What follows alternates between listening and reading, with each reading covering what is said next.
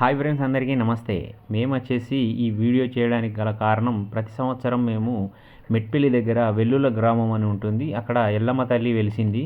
ఆ ఎల్లమ్మ తల్లికి చాలా చరిత్ర ఉంది. చాలా సంవత్సరాల నుంచి భక్తులు ఇక్కడికి రావడం జరుగుతుంది. పక్కనే ఉన్న పొలాల్లోకి వెళ్ళి స్నానం చేసి ఇకపోతే మొక్కు తీర్చుకోవడానికి కోసం అమ్మవారి కోసం వండిన నైవేద్యాన్ని మేము అట్టి చేపలు అంటే ఎండు చేపలతోని నైవేద్యాన్ని సమర్పించుకున్నాం. అక్కడికి మేము నాటుకోళ్ళు అంటే మేమే సొంతంగా పెంచుకున్న కోళ్ళు మరియు కళ్ళు తీసుకొని నైవేద్యంతో అమ్మవారి దగ్గరికి వెళ్ళి మొక్కు తీర్చుకొని రావడం జరిగింది. ఇకపోతే అక్కడ పెద్ద పెద్ద కోరికలు కూడా నెరవేరుతాయని భక్తుల నమ్మకం. ఎంత పెద్ద కోరికైనా నెరవేరుతుంది ఆ ఎల్లమ్మ తల్లికి. కొన్ని నైవేద్యాన్ని సమర్పించాలంటే ముందుగా టికెట్ తీసుకోవాలి. టికెట్ తీసుకుంటే మనం లోపలికి వెళ్ళేటప్పుడు ఒక గ్లాసు కళ్ళు, ఈత కళ్ళు మనకు ఫ్రీగా ఇస్తారు. ఆ గ్లాసు అక్కడ తీసుకొని టికెట్ అక్కడ ఇస్తే గ్లాస్ ఇస్తారు. ఆ గ్లాస్ కళ్ళు మనము కోడిని కోసేటప్పుడు అక్కడ మనము నైవేద్యంగా సమర్పించాల్సి ఉంటుంది. సో మేమైతే గ్లాస్ తీసుకుని లోపలికి వెళ్ళి ఇక మా వైఫ్ అక్కడ ముగ్గేసి మంచిగా మేము అక్కడ పక్క కూర్చున్నాం అంతసేపు. తర్వాత గాజులు, పసుపు, బొట్టు, అమ్మవారికి రైక అదే జాకెట్ కనుమంటారు అది సమర్పించుకొని ఈ 3 కోళ్ళు చూసిర్రు కదా, ఒకటి మా తమ్మునికి, మా చెల్లెకు, ఒకటి మాకు అన్నమాట.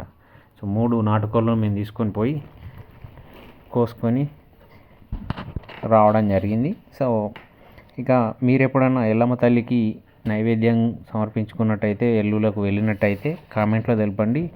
ఇంకా ఏమన్నా సందేహాలు, సలహాలు ఉంటే కూడా తెలపండి. ఇక అక్కడ ఎలాంటి అభివృద్ధి జరగాలో అది కూడా చెప్పండి కామెంట్ రూపంలో. ఇంకా మీకు ఈ వీడియో నచ్చినట్టయితే లైక్ చేయండి, షేర్ చేయండి, సబ్స్క్రైబ్ చేయండి. మన వీడియోలు చాలామంది చూస్తున్నారు కానీ ఎవ్వరు కూడా లైక్ చేయడం లేదు. లైక్ చేస్తేనే మన వీడియో చాలామందికి రీచ్ అవుతుంది. ప్లీజ్ అందరూ లైక్ చేయండి వీడియో నచ్చినట్టయితే.